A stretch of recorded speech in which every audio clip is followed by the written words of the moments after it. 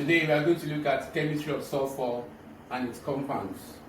In this section, our focal points will be on 1. Sulfur as element, 2. Occurrence of sulfur, 3. Extraction of sulfur,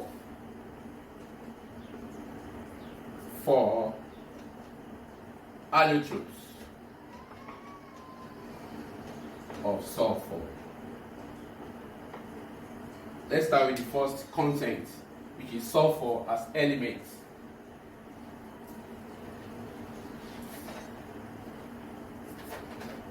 Sulfur is a yellow non-metallic solid element. It has orbital structure of 2, 8, 6 and set structure of 1s2, 2s2, 2p6, 3s2, 3p4. From the orbital structure of sulfur, we can easily deduce the block, the group, and the periods sulfur belongs to in the periodic table. Looking at the orbital structure critically, the last orbital there is p, which implies that sulfur is in p block of the periodic table. If you break down the orbital structure into shares, you are going to have 2, 8, and 6. 8 here is 2 plus 6, making 8, while the 6 you have here is 2 plus 4. That means the valence electron in atom of sulfur is 6, which implies the group number. So that means sulfur is in group 6 of the periodic table. And the number of shares here is 3. This is a shell, a shell, a shell, making 3. And that implies that sulfur is in period 3 of the periodic table. Occurrence of sulfur.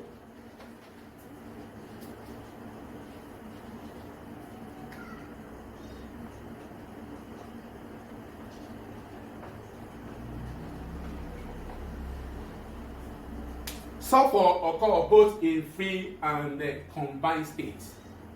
In the free state, it is found freely in the yellow deposits in countries like USA, Japan, Poland, and New Zealand. These are countries where you have sulfur deposited in their X crust. Talking about the combined states of sulfur, the first compound of sulfur is a copper pyrite.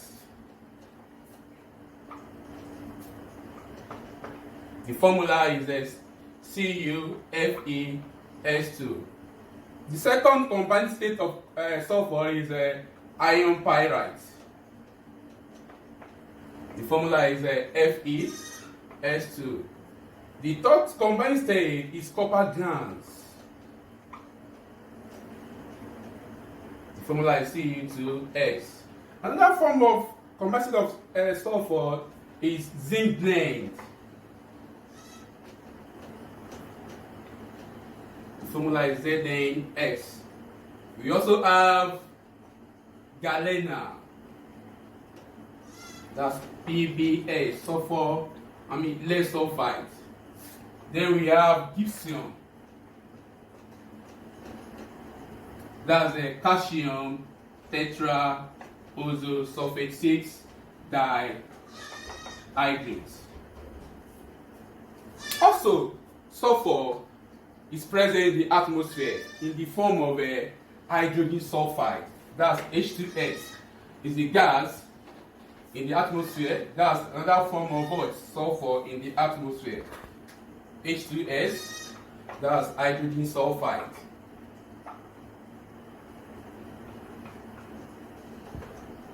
This gas is a pollutant of petroleum, rotten egg, and combustion of coal. Now let's move down to extraction of sulfur. How do we extract sulfur from its deposits? Extraction of sulfur.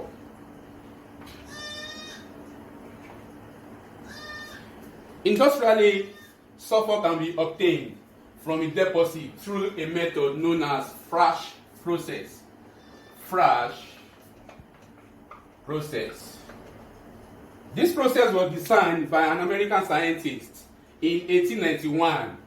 The name of this scientist is Hermann Frasch, and he discovered this process in the year 1891. The procedure for this process is as follows. First, a hole of 30 centimeters in diameter is bored through the edge cross down to where you have the sulfur bed. You can see the diagram here.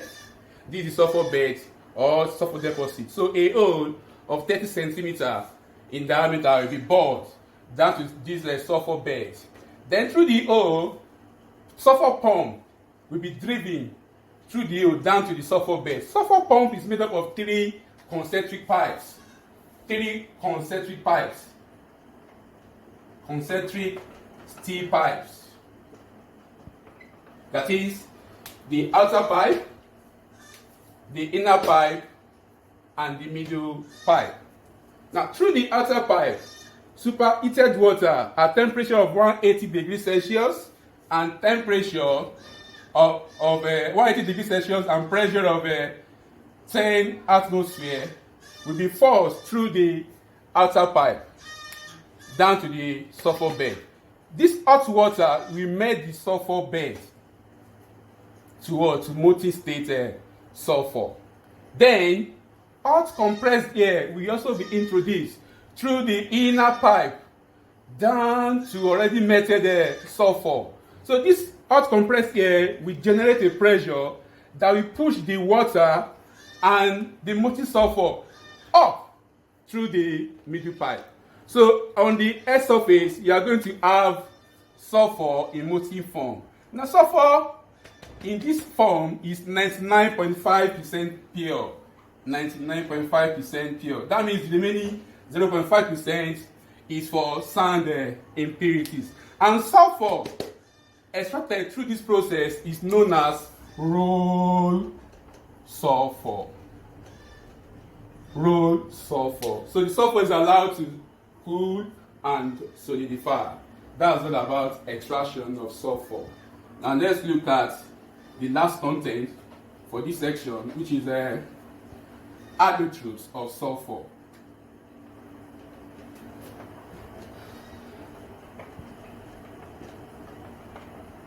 Allotropy of sulfur. Sulfur exhibits the phenomenon known as what? Allotropy. Apart from sulfur, we also many other elements that exhibit this phenomenon. Elements like carbon, phosphorus, lead, oxygen, and hydrogen. So these elements, apart from sulfur, also exhibit the phenomenon allotropy. What is allotropy? Allotropy is the ability of an element to exist in 2 or more different forms in the same physical state.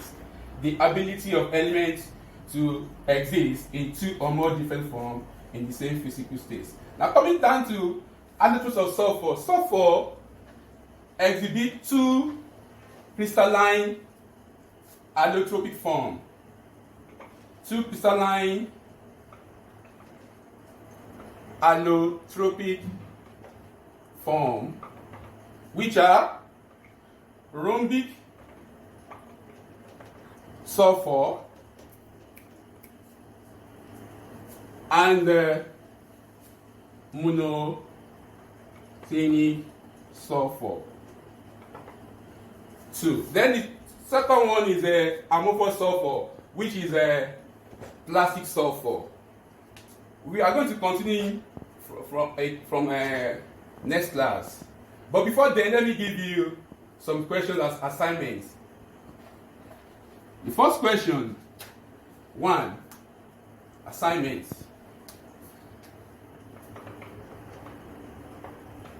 1, what is roll sulfur? 2, state the function of 1, superheated water.